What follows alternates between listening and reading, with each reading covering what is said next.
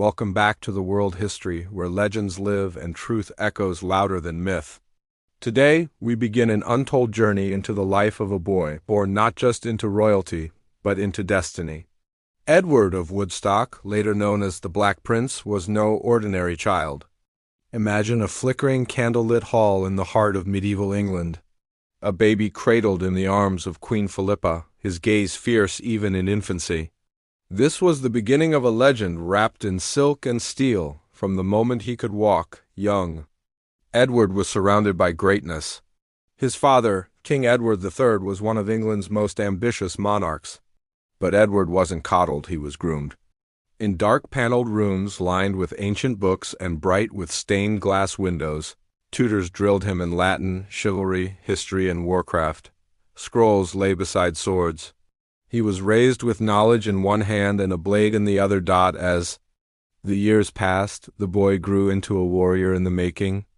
In open fields under the brooding English sky, he trained with knights twice his size. Blades clashed, sweat fell, and mud covered polished steel as he earned respect not because of his crown but because of his skill. He was no shadow of his father. He was becoming a force of his own. One pivotal moment came when he was just 16. In a hall glowing with golden firelight before lords, ladies, and loyal knights, King Edward III bent the knee not to a prince, but to a new knight. Edward of Woodstock was officially armed and anointed. The boy had become the Black Prince, but it wasn't all ceremony and silver goblets. The newly knighted Edward soon found himself standing over glowing war maps, his fingers tracing lines of invasion and resistance. His youthful face lit by flame, his mind sharpened by years of preparation. He wasn't just learning war. He was about to lead it. Now picture him mounting a midnight black horse, the symbol of his command fluttering on a banner above 3 white ostrich feathers on a sable background. Armor glinting, eyes burning with determination, he led his first cavalry unit through a storm-soaked valley. Thunder rolled above, but the true storm was the one he carried with him. The legend of the Black Prince wasn't born in a single battle. It was forged in years of fire and discipline. By the time the sun set on his youth, the boy of silk had become a knight of steel, and yet the world had only just begun to hear his name. The real story of war, honor, betrayal, and a fate darker than any prophecy was still to come. The year was 1346. France trembled under the weight of invasion, and England's banner fluttered across foreign soil. At the heart of the charge rode the Black Prince, not a boy any longer, but a knight whose legend had begun to cast a long shadow. At just 16, Edward led thousands into the chaos of the Battle of Crecy. Imagine a sky black with arrows, the sound of thunder not from clouds but from the clash of steel. On a towering black horse, Edward rode into the heart of the storm. His armor glinting beneath the rain of death, the battlefield was a vision of terror, muddy, broken, alive with screams. And yet the prince held the line. Blood stained his blade, but he pressed forward, his presence a rallying flame for weary English troops. When victory finally came, it wasn't celebration that filled his eyes, it was silence. A silence born of what he had seen and what he had done.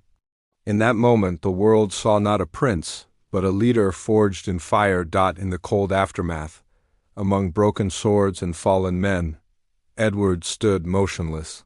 Behind him, the field of Crecy lay red and ruined. Ahead, only more battles, more sacrifice, but there was no retreat. Not for the Black Prince. Years passed, and the drums of war beat again, this time in Poitiers. Once more, Edward faced overwhelming odds, commanding fewer soldiers against a massive French force. Yet, in the night before battle, while his men slept, he remained awake, kneeling by torchlight, whispering a prayer not for himself, but for those who would bleed beside him. By dawn, he led them into the jaws of history. The Battle of Poitiers was brutal and unrelenting. Dust and steel filled the air. Edward fought not from the rear, but among his men, cutting through enemies, saving the fallen. And in a moment that stunned the world, the Black Prince captured King John II of France. Face to face, warrior to king, Edward showed not mockery, but honor, offering his prisoner food, respect, and dignity. It was the mark of a true knight back in England, The prince was welcomed like a god, cheers echoing through the streets, banners fluttering from every tower. But even then he carried the weight of war in his eyes. The celebrations could not erase the memories etched into his soul. In quiet moments, Edward would walk among his men's tents, hearing the wheeze of wounded breath, seeing eyes that no longer sparkled. He never forgot the price of glory. He was hailed as a hero, a warrior prince, a living myth. But war carves deep lines into the heart. And though the world sang his name, Edward began to sense that shadows often walk beside the brightest light, because even legends bleed. And as the battles faded, a new war began, one within the palace walls and within his own body. The cheers of the battlefield faded, and a new silence crept into the Black Prince's life, one colder, quieter, and far more cruel. Behind the grandeur of victories and royal parades, Edward of Woodstock began to feel something deeper taking hold, not an enemy with sword and shield, but something invisible gnawing at him from within. He was a warrior scarred not just by combat, but by something far more human: sorrow, sickness, and sacrifice. In one haunting moment, Edward knelt beside a dying soldier, blood soaking the earth, a weathered hand clutching a faded portrait of a distant family. The prince didn't speak. He couldn't. The weight of command had cost him more than he would ever admit. His legend was built on bravery, but his reality was shaped by grief. Not all wounds came from war. In shadowed chambers, the whispers began. Nobles with smiling masks and venomous eyes plotted in the dark, some hungry for power, others envious of the prince's fame.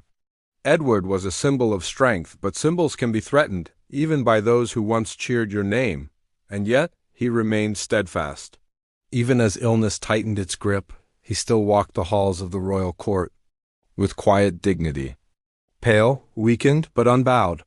Behind closed doors, physicians offered little hope. His once powerful hands trembled. The fever returned in waves.